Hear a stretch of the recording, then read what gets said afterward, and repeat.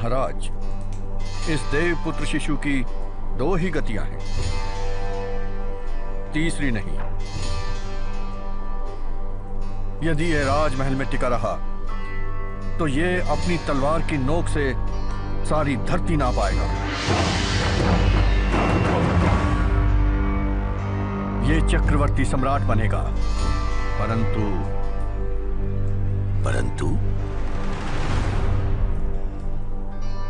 महाराज शुद्धोधन, इस शिशु की एक ही गति है, दूसरी नहीं। यह आपके महलों, रंगशालाओं और सुंदर बालाओं के बाहुपाश में बंध न सकेगा। यह अपना घर छोड़कर सन्यासी अवश्य बनेगा। महाराज, शाक्य कुमार की एक ही गति है, दूसरी नहीं।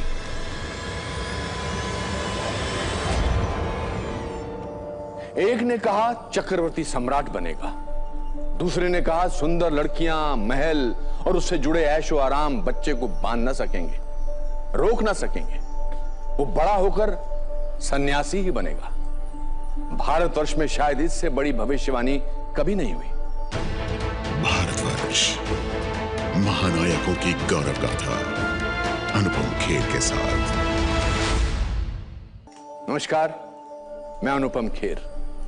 न्यूज टेलीविजन इतिहास की अब तक की सबसे बड़ी सीरीज भारतवर्ष में आपका स्वागत है। भारतवर्ष हमारे आपके भारत के बनने और बढ़ने की कहानी है। भारत के इतिहास में सैकड़ों ऐसे लोग हैं जिनका जीवन, जिनकी बातें, जिनकी दी सीख ने इस भारत को बनाया है। अब सवाल यह है कि लोग इतने महान कैसे बने कि आज से 2500 साल पहले की घटना भी हमारी रगों में है और आज भी हमारी सोच के पीछे उनकी सोच होती है। ये महानता की कहानी नहीं है, ये आम से महान बनने की कहानी है। अगर भारत महान है, बड़ा है, आदरणीय है, तो उसके पीछे के महान लोगों की कहानी है। इस सीरीज में सबसे पहले गौतम बुद्ध।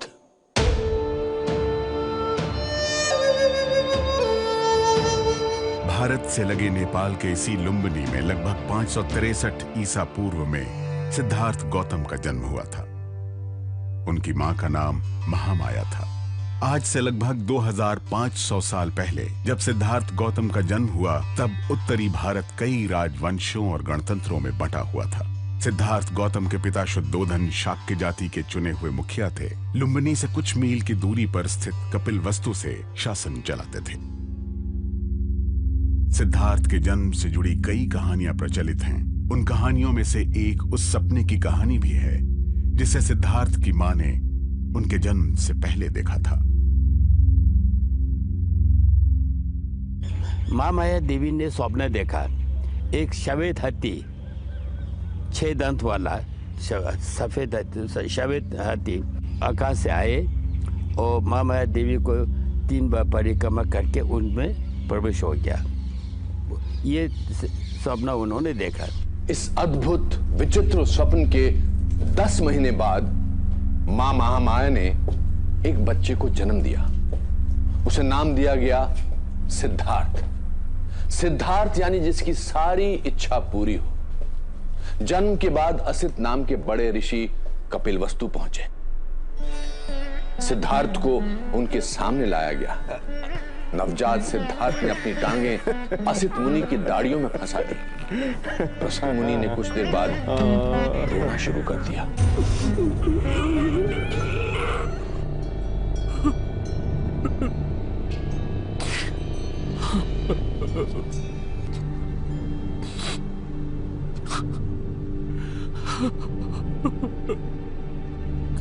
महर्षि,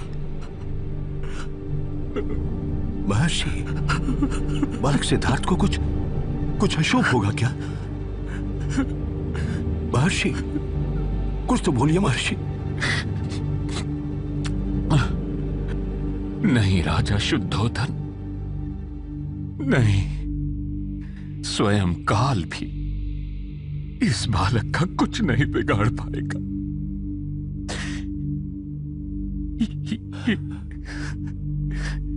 ये बालक तो बुद्ध बनेगा, बुद्ध। महर्षि जी, ये तो बहुत प्रसन्नता की बात है कि ये बालक बुद्धि का धनी होगा, बुद्ध होगा। परंतु ये कहते हुए आपकी आंखों में ये अश्रु क्यों? मंत्री, तुम बहुत भोले हो।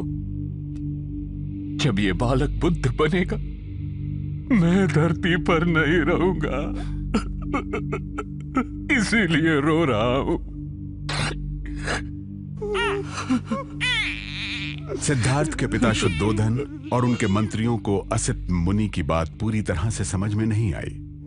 बाद में पिता शुद्धोधन ने ब्राह्मणों के एक दल को बुलाया। ब्राह्मणों ने बालक सिद्धार्थ को देखा और ज्योतिष गणना की। महाराज, इस देवपुत्र शिशु की 2 ही गतियां हैं, तीसरी नहीं। यदि ये राजमहल में टिका रहा तो ये अपनी तलवार की नोक से सारी धरती नाप पाएगा। अपने वेगवंत रथ के चक्र से ये पृथ्वी का चप्पा चप्पा छान लेगा। जहां जहां सूर्य का प्रकाश है और जहां जहां अंधकार है, वहां वहां इसकी राज्य सीमा और विजय पताका पहुंचेगी। यह चक्रवर्ती सम्राट बनेगा।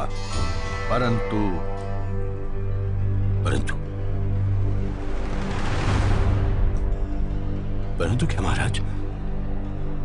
परंतु कहते कहते आप रुक क्यों गए?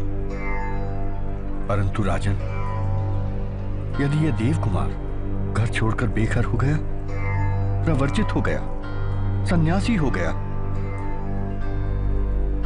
तो ये धर्म विजय करेगा। धर्म विजय। जो सम्यक संबुद्ध अरिहंत होगा। राजा शुद्धोधन के महल में मौजूद 8 में से 7 ब्राह्मणों ने इसी बात को दोहराया। या तो सिद्धार्थ महान सम्राट बनेगा या धर्म प्रवर्तक सन्यासी। लेकिन वहां मौजूद ब्राह्मणों में से सबसे छोटा कौंडिन्य नाम का ब्राह्मण खड़ा हुआ। महाराज शुद्धोधन, इस शिशु की एक ही गति है, दूसरी नहीं। तुम्हारा यह पुत्र बड़ा होकर इस विश्व में, इस संसार में एक नए धर्म की स्थापना करेगा। और मैं यहां पर उपस्थित सभी ब्राह्मणों और काल गणनाकारों को चुनौती देता हूं कि इस राजपुत्र की एक ही गति है, दूसरी नहीं। महाराज, ये आपके महलों, रंगशालाओं और सुंदर बालाओं के बाहुपाश में बंध ना सकेगा। ये अपना घर छोड़कर सन्यासी अवश्य बनेगा। महाराज, शाक्य कुमार की एक ही गति है, दूसरी नहीं।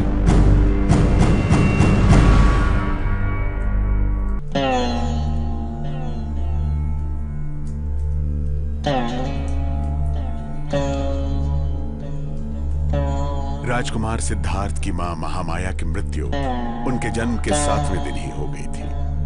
उनका लालन पालन उनकी मौसी प्रजापति गौतमी ने किया। लेकिन ब्राह्मणों की भविष्यवाणियों से परेशान पिता शुद्धोधन ने दुख से जुड़ी हर बात को महल से निकाल फेंका। सिद्धार्थ के पास महल से बाहर निकलने का मौका ही नहीं था। सुख, भोग विलास के अलावा भी जीवन के दूसरे रंग हो सकते हैं, ऐसी बातें सिद्धार्थ से दूर रखी गई। अपने इस जीवन की चर्चा खुद सिद्धार्थ ने आगे चलकर की थी। भिक्खु, मैंने सुख से भरा हुआ जीवन गुजारा था, बहुत ही ज्यादा सुख। मेरे 3 महल थे। एक जहां मैं सर्दियों में रहता था, एक जहां मैं गर्मियों में रहता था, और एक जहां मैं बरसात में रहता था। बरसात के 4 महीनों में मेरे मनोरंजन के लिए दर्जनों नाचने गाने वाली युवतियां रहती थी। उनमें एक भी पुरुष गाने और नाचने वाले नहीं होते थे। ये सब इसलिए कि सिद्धार्थ गौतम सन्यासी ना हो जाए। जिस तरह से सिद्धार्थ मौज मस्ती नाच गाने में डूबे, राजा शुद्धोधन को लगा कि असित मुनि और कौंडिन्य ब्राह्मण की बात गलत होकर रहेगी। उनका बेटा भारत का महान चक्रवर्ती सम्राट बनेगा, ना कि घर घर घूमकर भिक्षा मांगने वाला सन्यासी। सिद्धार्थ जब 16 साल के हुए तब उनके पिता ने एक और बड़ा फैसला किया। फैसला था सिद्धार्थ की शादी का।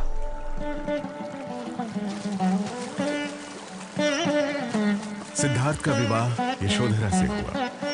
यशोधरा ने सिद्धार्थ को स्वयंवर में चुना।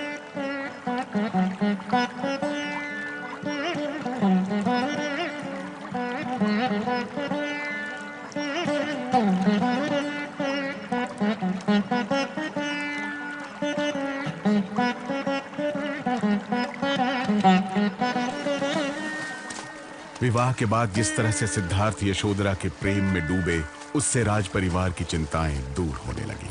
सवाल था कब तक। राजा शुद्धोधन ने महल और उसके आसपास से हर उस चीज या व्यक्ति को हटा दिया जिससे राजकुमार का मन प्रभावित हो सकता था। राजा के निर्देश पर गरीब, लाचार और बीमार लोगों को महल से दूर कर दिया गया। महल के आसपास फैंटेसी से भरी दुनिया तैयार कर दी गई, जहां सब कुछ अच्छा अच्छा था, सभी लोग सुखी दिखाई देते थे। एक दिन सिद्धार्थ ने अपने दोस्त और सारथी छंदक से कहा, वो महल से बाहर घूमना चाहते हैं। ये खबर राजा शुद्धोधन तक पहुंची। बंधुमान, नगर नायक को स्पष्ट कर दो कि आज से सिद्धार्थ के किसी भी मार्ग में कोई वृद्ध, कोई नंगा भिखारी, कोई दरिद्र, मृतक, कोई सन्यासी ना आ सके।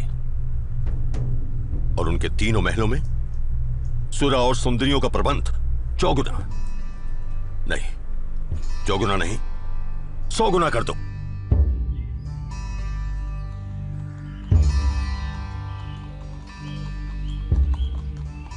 राजा शुद्धोधन ने अपने प्रयास में कोई कमी नहीं की, लेकिन हुआ वही जिसका भय राजा शुद्धोधन और राज परिवार को सता रहा था।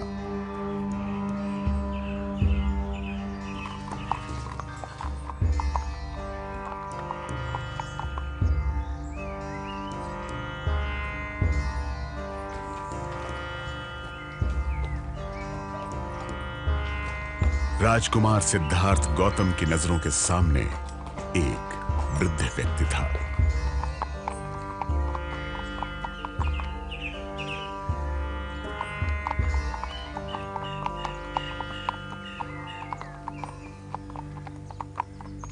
ये कैसा मनुष्य है? छंदक, ये इतना झुक कर क्यों चल रहा है और डंडे के सहारे क्यों चल रहा है? बोलो ना छंदक।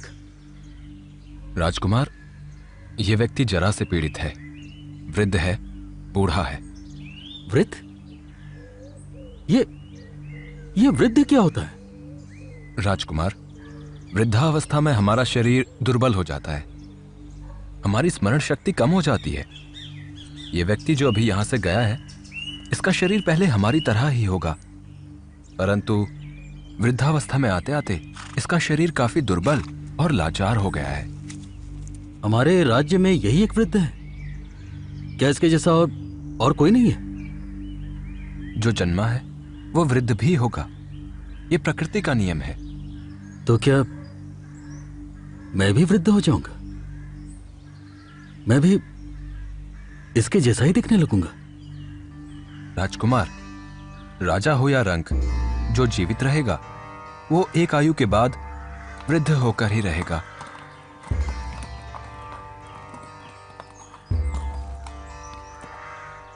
छंदक, महल वापस चलो।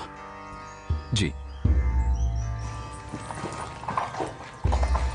इससे अंदाजा लगाइए कि सिद्धार्थ एक ऐसी जिंदगी जी रहे थे कि उन्हें पता ही नहीं था कि बुढ़ापा भी जीवन का हिस्सा है। सिद्धार्थ गौतम से जुड़ी हुई कहानियों के मुताबिक उन्हें पहली बार यह आभास हुआ कि वृद्धावस्था, बूढ़ा होना उम्र का एक ऐसा पड़ाव है जिससे कोई नहीं बच सकता। जीवन मरण के इस चक्र से मुक्ति नहीं है। महलों में भोग विलास के बीच पले बढ़े सिद्धार्थ का इस तरह से एक के बाद एक रोग और मृत्यु जैसी सच्चाइयों से सामना हुआ। सिद्धार्थ के जीवन में उस वक्त क्या चल रहा था, उसका अब बस अंदाजा लगाया जा सकता था।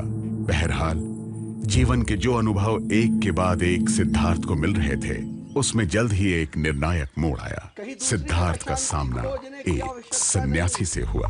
मन के भीतर झांको और शांति को खोज लो। छन्ना, ये अलग से दिखने वाले पुरुष कौन है? और इन्होंने और सब लोगों से अलग वस्त्र क्यों धारण कर रखे हैं? देव, ये प्रवर्जित हैं, सन्यासी हैं। ये अपना संसार छोड़ चुके हैं, सो इन्हें सांसारिक वेशभूषाओं से क्या। ये सन्यासी क्या होता है? कुमार, शांति पाने के लिए और उसका लाभ दूसरे प्राणियों को देने के लिए और पुनः संचय के लिए ये सन्यासी बने हैं।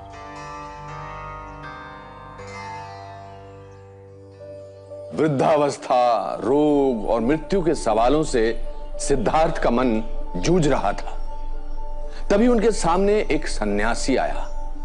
सन्यास में उन्हें मुक्ति का रास्ता दिखा और उन्होंने अपने सारथी और दोस्त छंदक के सामने एक बड़ी घोषणा कर दी। छन्ना, मैं भी सन्यासी बनूंगा। मैं भी साधु के साथ दीक्षित होऊंगा। देव, ये क्या कह रहे हैं आप? मैं गृह त्याग करूंगा। मैं भी सन्यास लूंगा।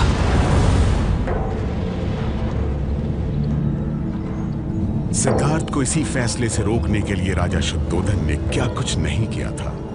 महल के अंदर भोग विलास की पूरी व्यवस्था थी। दुख और पीड़ा से जुड़ी बातों से भी सिद्धार्थ को दूर रखा गया था।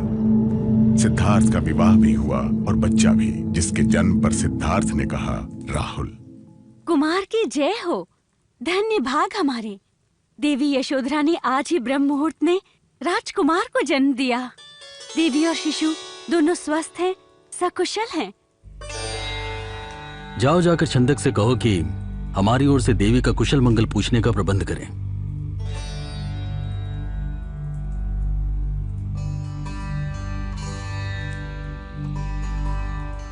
ये राहु का जन्म है। एक और नया बंधन जन्मा है। राहुल 1 साल का हो चुका था। सिद्धार्थ की उम्र 29 साल की थी। राजमहल की दुनिया पहले जैसी ही चल रही थी, लेकिन सिद्धार्थ के मन मस्तिष्क में विचारों का उफान था। सिद्धार्थ इन्हीं विचारों उधेड़-बुन के साथ एक रात जागे। सिद्धार्थ ने अपने दोस्त और सारथी छंदक को बुलाया। छंदक से कहा कि जाओ और मेरे प्रिय घोड़े कंथक को लेकर आओ। छंदक घोड़ा लेने चला गया। तभी छंदक समझ गया था कि आज की रात महल में उसके युवराज की आखिरी रात है। लेकिन सिद्धार्थ के जीवन की एक बड़ी लड़ाई बाकी थी। सिद्धार्थ अपनी पत्नी यशोधरा के कमरे तक पहुंचे। यशोधरा सो रही थी। बगल में उनका बेटा राहुल लेटा था। कुछ इस तरह के राहुल का चेहरा दिख नहीं रहा था। द्वार देहली पर सिद्धार्थ रुक गए। वहीं से दोनों को देखते रहे। यशोधरा की तरफ सिद्धार्थ ने हाथ बढ़ाया, लेकिन हाथ रुक गए। सोचा अगर जाग गई तो। राहुल का चेहरा दिख नहीं रहा था। तभी बाहर से आवाज आई, स्वामी। सिद्धार्थ के मन में द्वंद्व था। वो यशोधरा के कमरे के बाहर खड़े हो गए। वो सोच रहे थे कि यशोधरा से अंतिम विदाई लेनी चाहिए या नहीं, बेटे का मुंह एक बार देख लेना चाहिए या नहीं। उधर महल के बाहर छंदक उनकी प्रतीक्षा कर रहा था। छंदक ने आवाज लगाई, स्वामी, स्वामी।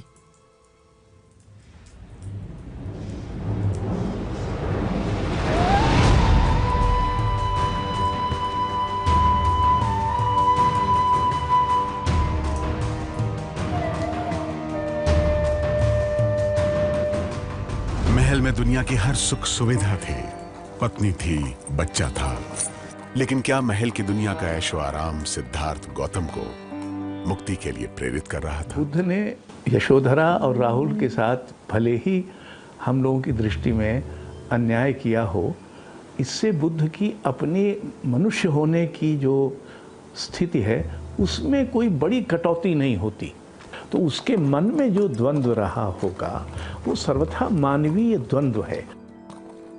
बहुत सारे प्रश्नों से जूझते हुए अंततः सिद्धार्थ महल से बाहर निकले, अपने प्रिय घोड़े कंथक पर सवार हुए और चल पड़े। लेकिन राजा शुद्धोधन की आज्ञा थी, इसलिए किले के दरवाजे बंद थे, हर जगह सैनिक तैनात थे। राजकुमार सिद्धार्थ के घर त्यागने की जो कहानियां हम तक पहुंची हैं, उनके मुताबिक तैनात प्रहरी गहरी नींद में चले गए और बंद दरवाजे खुद ब खुद खुल गए। और कहीं कहीं यह कहा जाता है कि उनका घोड़ा कंथक सारी बाधाओं को लांघता निकल गया। आज हम महल छोड़कर जाने के बारे में एक बात तो कह ही सकते हैं कि किसी दूसरे इंसान की तरह ही सिद्धार्थ गौतम के लिए भी वो एक बहुत कठिन निर्णय रहा होगा। और जब वो किले से बाहर निकले तब उनके सामने एक और परीक्षा खड़ी हो गई।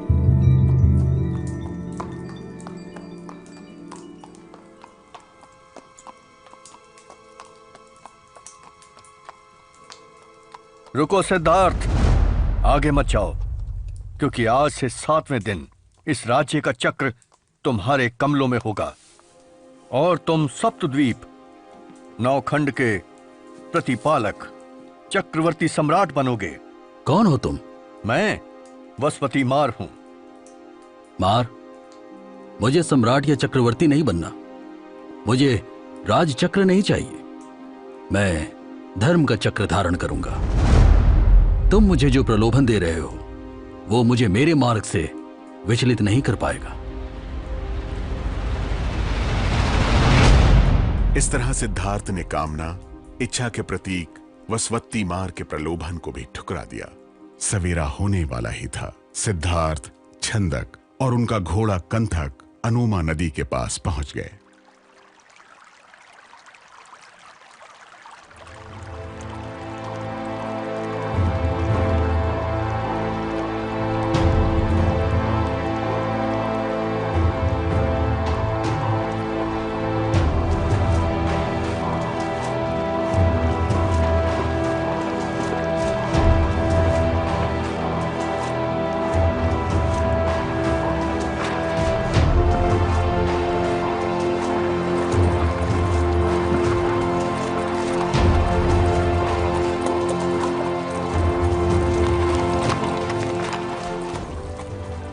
मेरे गृह त्याग और निष्क्रमण को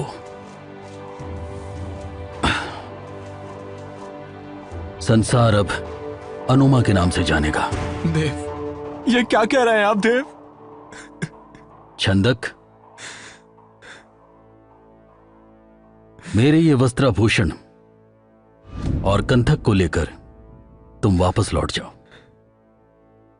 मैं अब सन्यास की शरण लूंगा। तुम मुझे भी साथ ले चलिए, मैं भी सन्यासी बनूंगा। आज तक आपने मेरा साथ कभी नहीं छोड़ा। नहीं राजकुमार, नहीं, नहीं। ये बाल यशोधरा को हमेशा से आकर्षित करते रहे हैं। मेरी तरफ से उसे मेरा कुशल कहकर दे देना, और वो अगर अधिक कुछ पूछे तो मौन ही रहना। भिक्षु को प्रसाधन से क्या प्रयोजन?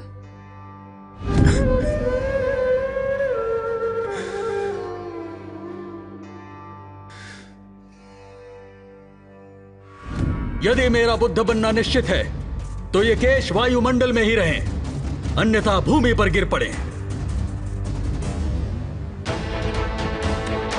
भारतवर्ष में आगे देखेंगे।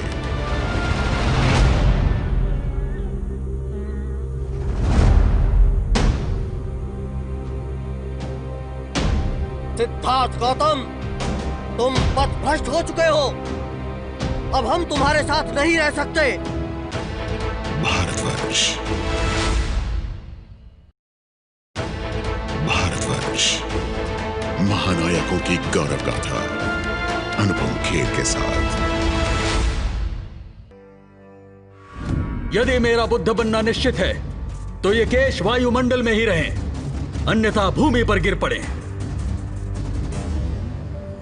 कहते हैं सिद्धार्थ ने अपने बालों का जो गुच्छा हवा में उड़ाया वो हवा में रहा, नीचे जमीन पर आया ही नहीं। और इस तरह से राजकुमार सिद्धार्थ सबसे पहले सन्यासी बने।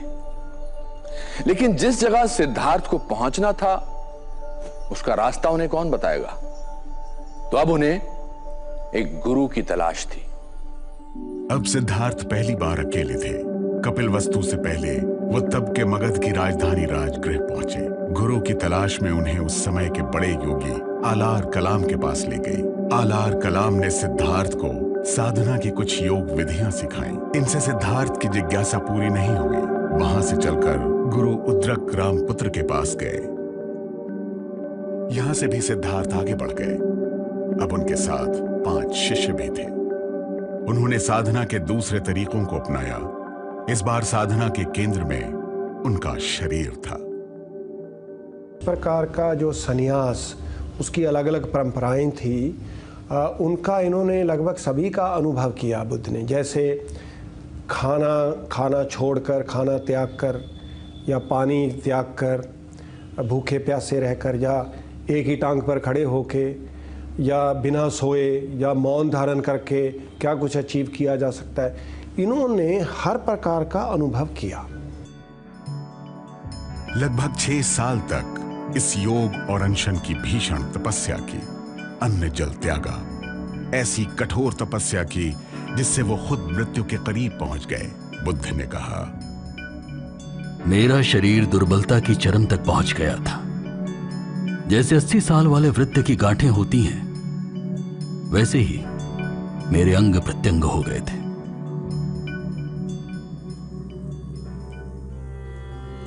शाकी कुमार, जरा देखिए तो आप कितने दुर्बल हो गए हैं। ऐसी तपस्या से भला क्या लाभ? देखिए, मैं आपके लिए खीर लाई हूं।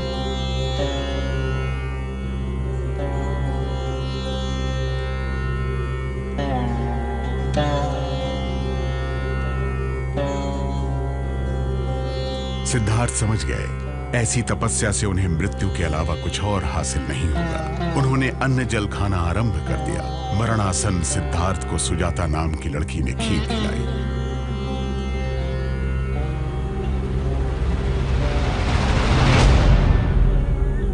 लेकिन इसका परिणाम यह हुआ कि सिद्धार्थ के 5 शिष्यों ने उन्हें घोर तपस्या को त्यागते देखकर उन्हें छोड़ दिया। सिद्धार्थ पर उनके ही शिष्यों ने पथ भ्रष्ट होने के आरोप लगाए। सिद्धार्थ गौतम, तुम पथ भ्रष्ट हो चुके हो। अब हम तुम्हारे साथ नहीं रह सकते। तुम हमारे गुरु नहीं हो सकते। चलो चलो साथियों, आओ।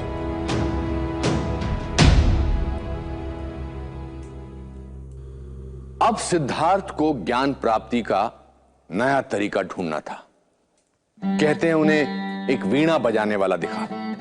सिद्धार्थ ने देखा कि जब वीणा के तार को ढीला छोड़ दिया जाता है तब वीणा बजती नहीं थी, और जब कसकर भरा जाता था तो तार टूट जाता था। जब तार की कसावट कहीं बीच में होती थी तो मधुर संगीत निकलता था। वीणा की इस प्रकृति ने सिद्धार्थ को रास्ता दिखाया, मध्यम मार्ग का। यही मार्ग ज्ञान प्राप्ति की अवस्था तक उन्हें ले जाने वाला था। जब बुद्ध थे तो अतिरेकों का जमाना था। बहुत कर्मकांड का भी अतिरेक था, और दूसरी तरफ सन्यासियों और इस तरह के लोग जो थे कि बिल्कुल ही सब कुछ छोड़ दो, सन्यास ले लो, वो भी एक अतिरेक था। तो एक तरफ भोग विलास कर्मकांड का अतिरेक, दूसरी तरफ विराग सन्यास सब कुछ छोड़ने का अतिरेक। उन दोनों के बीच बुद्ध ने मध्यम निकाय की बात की, यानी बीच का रास्ता, मध्यम मार्ग, जिसमें अतिरेकों से बचा जाए। मध्यम मार्ग सिद्धार्थ गौतम की शिक्षा का सार माना जाता है, लेकिन यहां तक पहुंचने में सन्यासी सिद्धार्थ को 7 साल लग गए। जिस ध्यान और ज्ञान की तलाश उन्हें थी वो अभी दूर था। सिद्धार्थ को पता चल गया कि न घोर तप से उन्हें वो ज्ञान प्राप्त होगा और न ही राजमहलों में भोग विलास से। मध्यम मार्ग रास्ता ही मुक्ति का रास्ता है। अंततः आज के बिहार के गया जिले में सन्यासी सिद्धार्थ गौतम उस पीपल के पेड़ के पास पहुंचे जिसे आज पूरी दुनिया बोधि वृक्ष के नाम से जानती है। गया पहुंचकर राजकुमार सिद्धार्थ से सन्यासी बने सिद्धार्थ एक बार फिर साधना में लीन हो गए थे। जब वो बैठे बोध गया में, तो बैठने के पहले उन्होंने एक संकल्प लिया, इहासने सुसतुमे शरीरम त्वगस्थिमान संग प्रलयंग चयातो अप्राप्य बोधि बहुकल्प दुर्लभाम नैवा सनात मतश्चलिसते। मैंने इसी आसन में, यह आसन, इसी शरीर से जो अप्राप्य बोधि है उसको बिना प्राप्त किए हम नहीं उठाएं।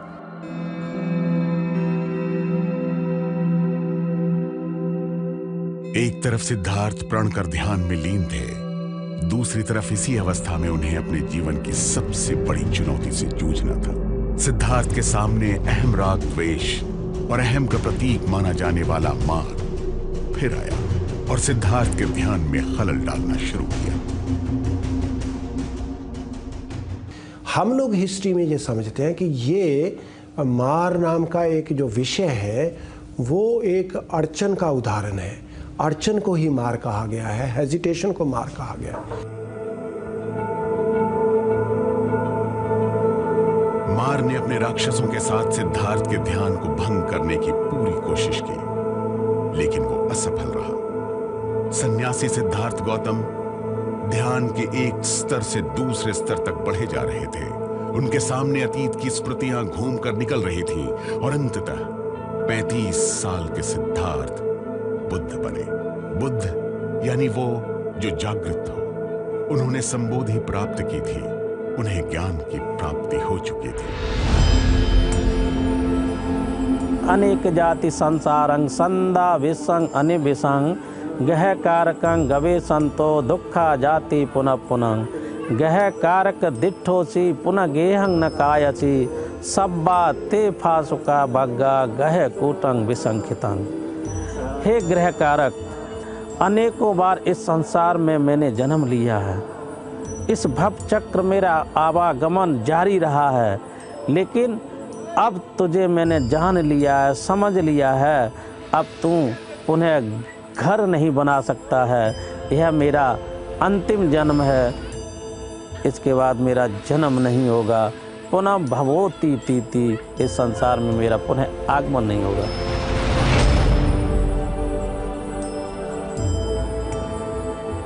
बुद्ध को आनंद अनुभव हुआ।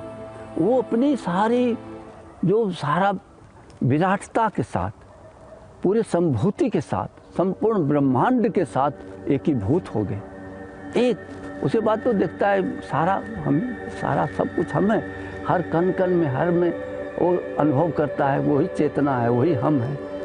ये अनुभूत होना कि हर कण में वही है, हर चीज में वो है, तो अपने आप को आत्मसात कर देना पूरे ब्रह्मांड से, पूरी दुनिया से, पूरी मानवता, ये निर्वाण का अर्थ होता है। राजकुमार सिद्धार्थ गौतम बुद्ध बन गए, लेकिन बुद्ध बनने के बाद वो एक बार फिर दुविधा में थे, असमंजस में थे। जो ज्ञान, जो बोधि उन्हें प्राप्त हुई थी, उसे बताएं या ना बताएं, और बताएं तो किसे बताएं? बताने पर लोग उन्हें पागल तो नहीं समझेंगे।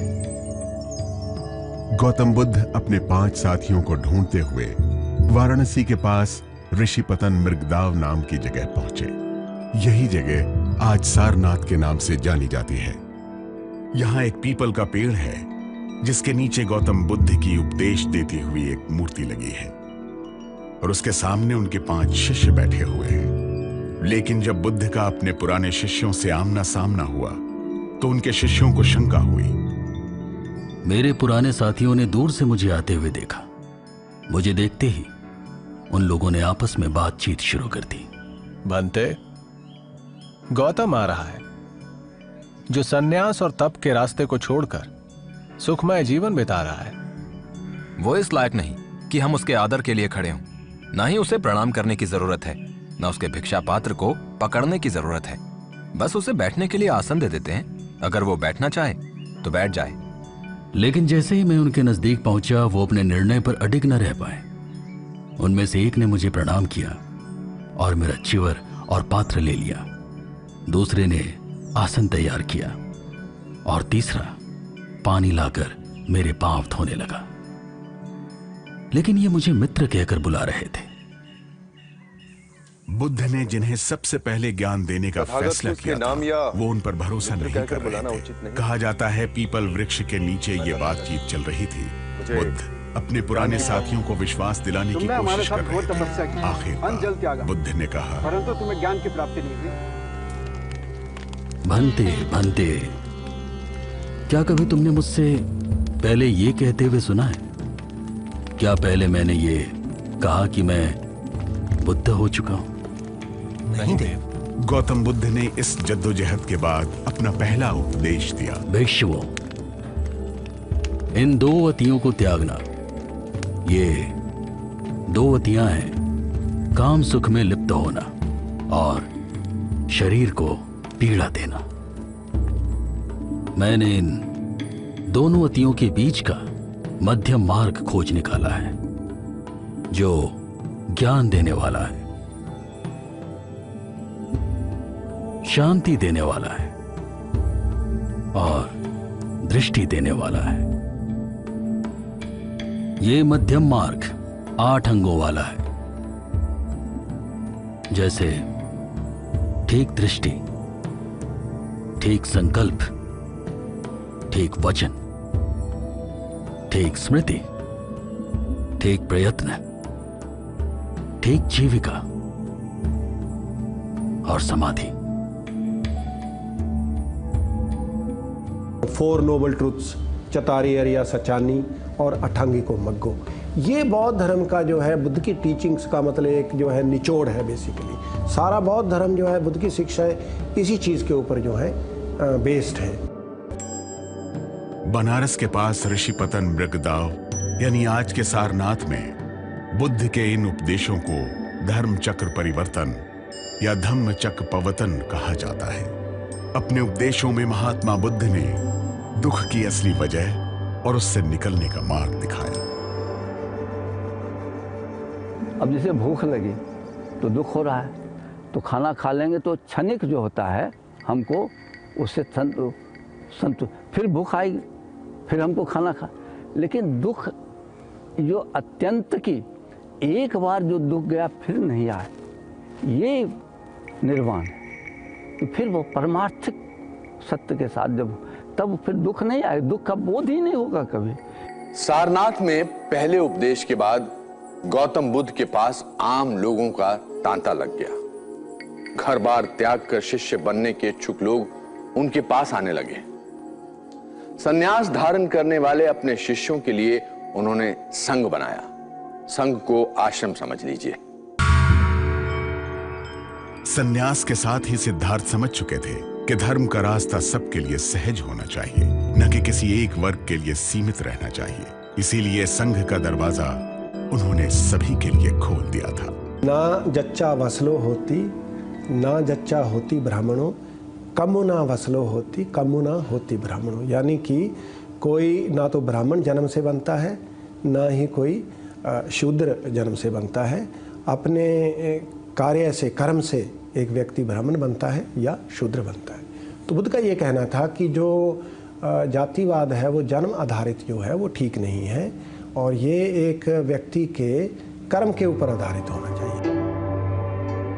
बुद्ध ये बातें तब कर रहे थे जब जाति प्रथा की जड़ें बहुत गहरी नहीं हुई थी। आगे चलकर जातियों ने हिंदू धर्म को कैसे जकड़ा, ये बात सबके सामने है।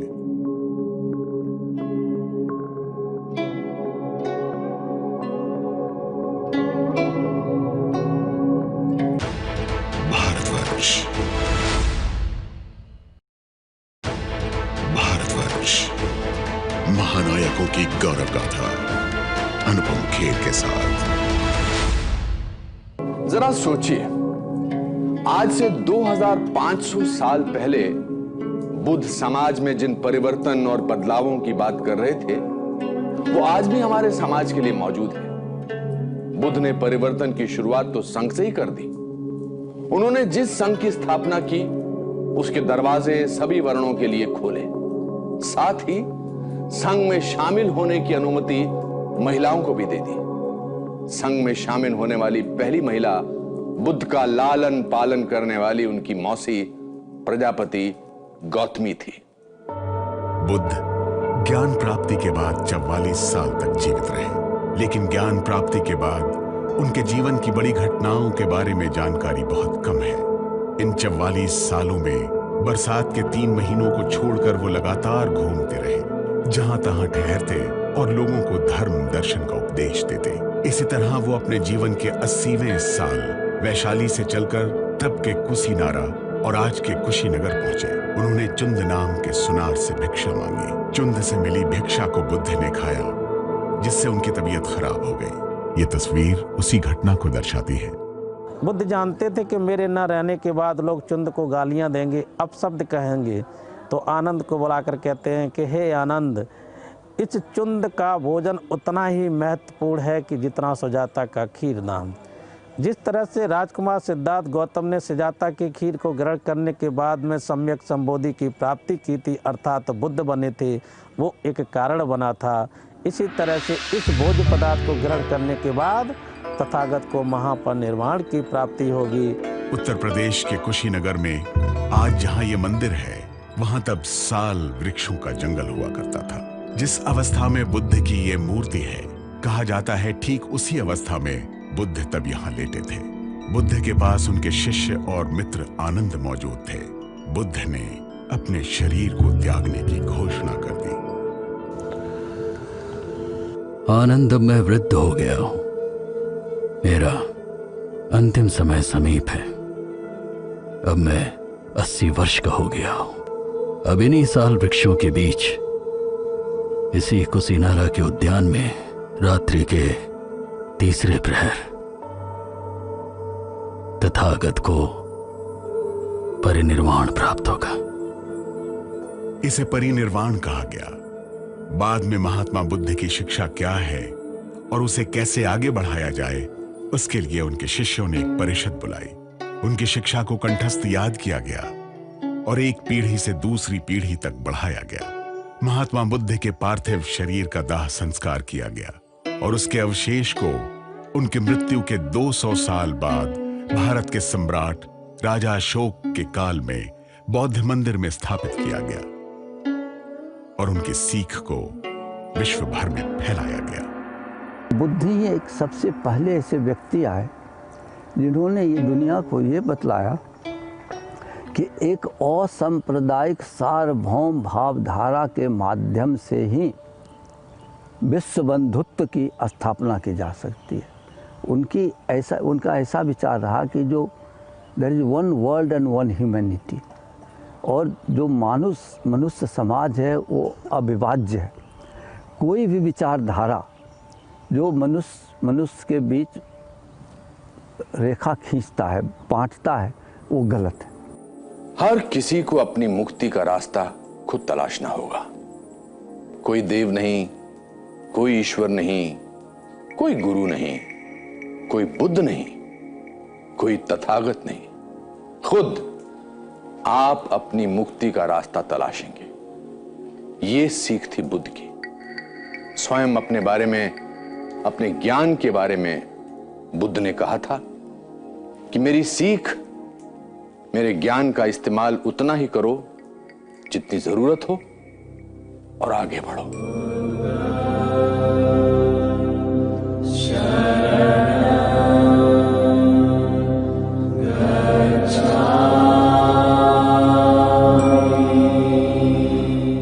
भिक्षुओं, मेरे ज्ञान का उपयोग करो और अपने जीवन का रास्ता स्वयं ढूंढो। आत्मदीपो भव।